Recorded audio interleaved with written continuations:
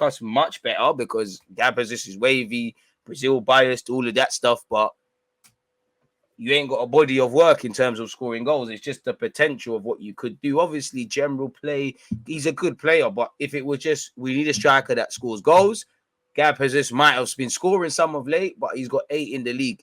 That's not exactly, we hope that he's given a platform and extended run up front to do his thing, but that's probably not what it's not what we need. We need a striker that's going to score 15, 20 in the league minimum, really, or wide men that could do that. Half the league has that. We haven't got that. Yuri Tielemans, does he massively improve us? I don't think so. Like, I think he's, I think Tielemans is a lovely footballer, all of that sort of stuff. Like, he's got ability clearly, but I'm having him. But I think he makes a lot of the same mistakes that Xhaka makes, really, really and truly. And sorry, one sec, broski. Like, that actually sets us up perfectly. Let's put that at 31 to the and then from 31 to there. Like, I listen. Like, I don't think so. Actually, I think again, it's like with Tielemans, you have the scope to get better. And I mean, I keep saying this. Obviously, if we're doing this young player thing, this project thing, and all of this sort of stuff, then we need to know how these players are going to the next level. Obviously, we're buying players because of their quote unquote strength. You're not going to buy players if they don't have strengths that can help you. For Tielemans, very good on the ball, can carry a ball, can pass, and that. Of course, he's a very cultured footballer. He's been showing that for years. For Gab Jesus, we've just been speaking about it. But for Tielemans, defensively toilet. Giving away 4 penalties this season. And I can't remember the mistake, but I'm sure he made a clanger of a mistake against PSV. At the weekend, unfortunately, he gave a penalty away. We were speaking about Spurs, and that sets us up perfectly because, one thing that helped Spurs get Champions League in the end was obviously away at Leicester, where they snatched it from Leicester at the end. Who gave the ball away for Bergwijn to score again? Tielemans. These are things we get onto Xhaka about. Now, do I think Tielemans is lit? Of course. But in terms of seeking consistency, you can't draw out Xhaka for certain things and not acknowledge these things with Tielemans, or people don't know enough about the guy. And when he signs, there's going to be issues. So we need to know how you're going to take him to the next level. Obviously, he's not that. For me, with Tielemans, it's them on the ball.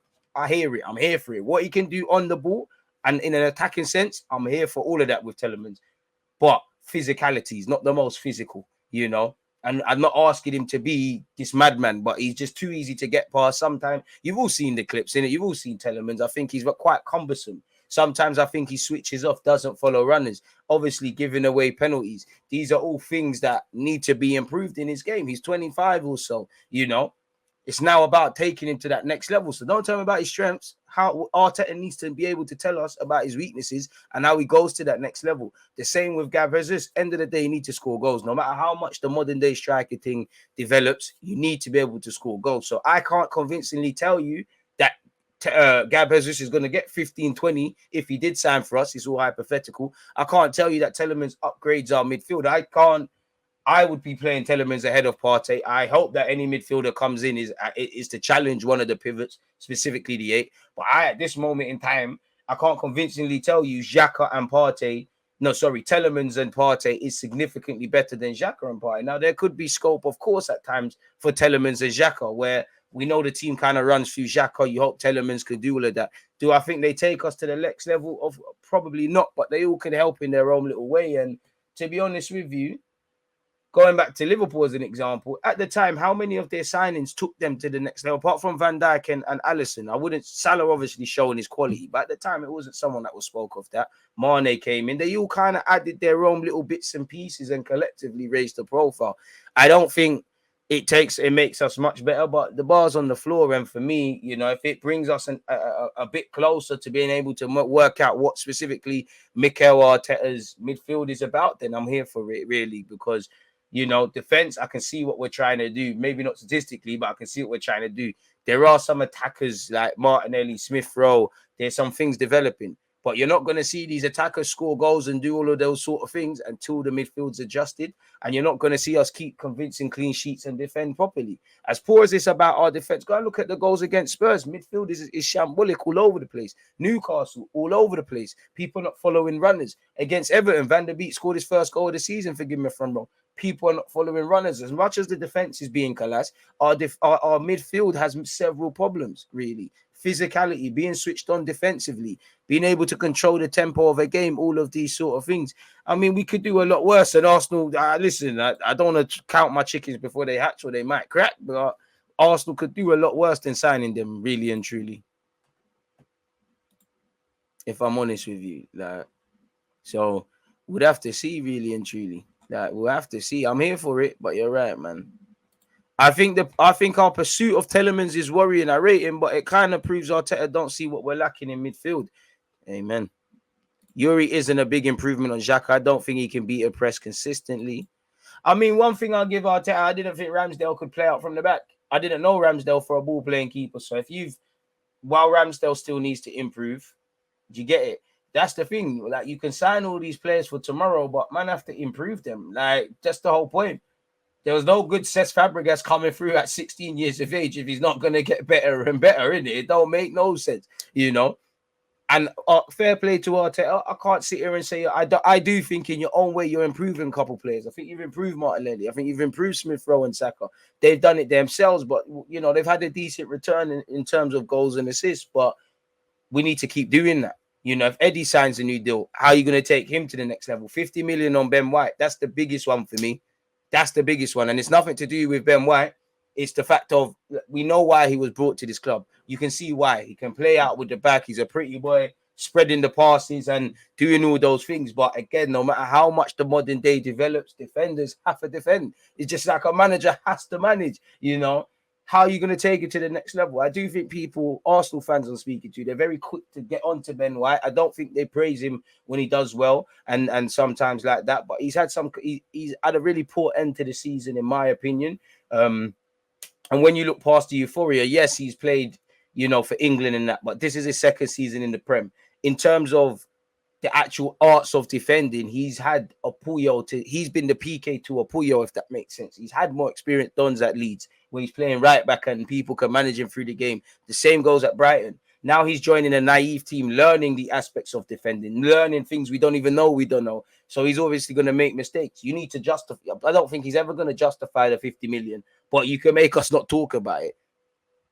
So I don't know what's going on there. You need to know how you're taking him to the next level. I think Ramsdale started like a house on fire, normalized his level. How are you taking him to the next level? As you can see, Ramsdale's positioning is very poor. Sometimes beating at the near post. Sometimes I feel too quick to come off his line and then he gets caught flat-footed and all of these sort of things. So again, if we're doing this youngster thing, dons need to be developed into the next level, really.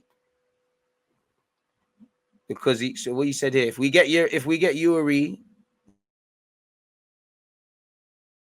pivot man for me. To be fair, we've seen him at 16 years of age playing a double pivot at the Emirates for Anderlecht. So I think he could do it, but I'd welcome the change. And I think obviously one thing that I would see in theory is could you put Partey on the left where he could do his lone six and could Tielemans tend towards the right hand side, kind of what you see Odegaard doing, so that Odegaard could stay slightly further forward. Let me get the tactics board out. That's a good example. There's a good time to use that, isn't it? Like, but then again, we can't. For me, if we're buying man to take Partey's place, if he's not injured in that, what are we doing? Slyly, what are we doing? Don't forget, people. We'll be talking more at 11:30. Hit the like button on YouTube if you can as well, people. So yeah, what I mean by that specifically is, oh yeah, shit, you lot can't even see in it. One sec, people. Like, obviously, you have your Xhaka, you have your Partey. Obviously, you've seen Xhaka play this more withdrawn role and Partey going further forward at times. More recent, before Partey's injury, Xhaka was flying forward doing that mad thing in the number 8, and Partey was almost a lone 6. Now, there is a reality where, you know, it for me, it should be Partey and Tielemans, because that's what we should. The fact that he's contracted until 2024, if I'm honest with you, probably doesn't stop speculation over his future and whatnot. You kind of, it is what it is. And as I said, I see a lot of similarities in the things that people criticize about Xhaka. Thing like this, as I said, we addressed this midfield. Is it any coincidence Martin Odegaard's best highlights is when he's, you know, we're again He's involved with, at a time, Laka and Eddie. You know, at a time, whoever's on the left-hand side, he's, you know, the plays are being linked up, the 1-2s and all these things on the edge of the area. Of course, Odegaard drops deep sometimes and he gets involved. But one thing that I think kills Arsenal and us is we don't have a pivot, a certified pivot. So naturally, the team's going to drop. Now, you see this every week. The team is going to drop, you know, and obviously not too, you know, there's only so many times the ball can go over the top. Teams have read that ball from Ramsdale into Saka in the channels, like Newcastle. Like, it's something that teams are aware of what we're doing, people. So if you could imagine, when you've got people like that are not physically imposing or whatnot, we kind of set ourselves up to fail, in it, really. And that the half the team, we've got technical players. Not too many players want to run in behind. They all want to come short. Lacazette might drop deep, you know.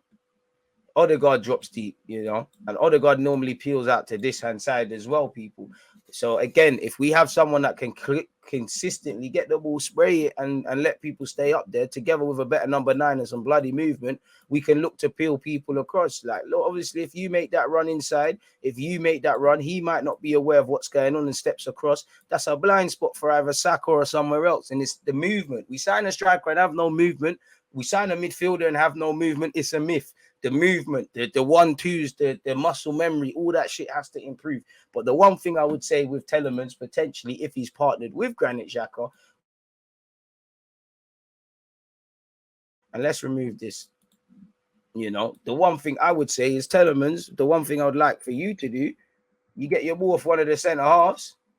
You know, probably Arteta will have Xhaka flying forward, but then Tielemans can peel over to this right-hand side and either dictate tempo and spread passes and whatnot. If we just keep him a bit centrally, that means, for me, we don't really see a right-hand centric Odegaard. Odegaard he has the license to roam over there. You'd want him to probably roam over to the other side, but he could stay further forward, you know, or he could drop deep, and then Saka could stay further forward, you know, really and truly. We get a better midfield or midfielders. You see a better Odegaard. You see a bit of Saka, better Smith Rowe, better this, better that. I just want my players to be able to stay near the opposition's half, because football's a simple game. If we don't get into this box, we don't score. You know, really and truly. The new striker and whoever is on the left and the right. And that's one thing I would say with Tielemans, man. It lacks hella mobility. Only bang against a low block. That's why it has to be Tielemans and Partey. So do you put Partey over here, over to the left, or do you just say Tielemans go and do that? I don't know. I hope Tielemans is a direct replacement for Granit, or it looks to move away from that. But it's literally he makes a lot of identical mistakes to Granit, if I'm honest with you. So it'll be interesting to see with that, really, really and truly. Like, very interested to see what's going on there with Tielemans. But it is what it is. For me, the one thing that scares me the most about Tielemans, you know, and again, it's a bit harsh, but he has that bozo gene in him, like you saw against Spurs. Tielemans conceded as many penalties on his own as Man City, Tottenham, Southampton combined in the Premier League with 4. So he's in the right place. Trust. And then with Odegaard, again, it'd be very lightweight, CeeLo. Very lack mobility. You get Tielemans a bit stronger. Obviously, address the areas in the weakness in his game.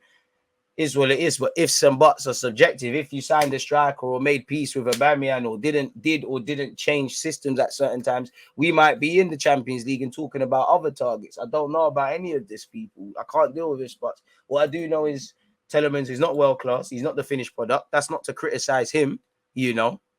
That's just, there's no point signing players of tomorrow if you don't know how you're going to improve them today, gearing up to what they could be tomorrow, really and truly.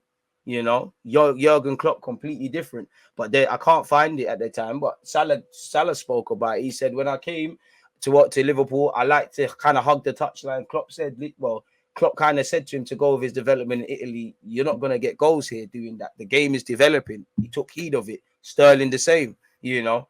Alexis Sanchez the same. Alexis Sanchez was speaking about how Arsene Wenger was telling him certain areas to be in. That season he scored what was that? We had like double figures in that, playing through the false 9. Said I would like Fabian Ruiz, but he seems like them dons there just want to go back to Spain plus Champions League football. You know, Arteta should be able to chat to him, but you get the point. Big you up, DG. That midfield analysis was insightful. Miles, appreciate that, my guy, man. Love for that. But yeah, it was off the cuff, really. But yeah, man, it makes sense. I mean, it could be, to be fair, with Tielemans, Odegaard, and one, who's the other one? Tielemans, Partey, Tielemans, Xhaka, and Odegaard.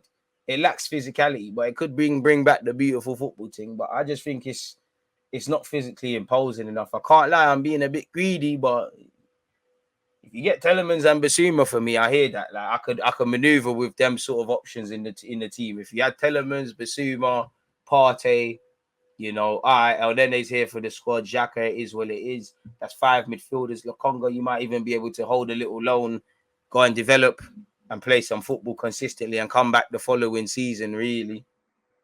But it's lacking mobility. I don't think it takes us to the next level. But are we in a position to sign them players there? I don't know. That evidently, of course, the logic is if we're not signing Dons to take us to the next level, there's no point signing anyone. But yeah, man.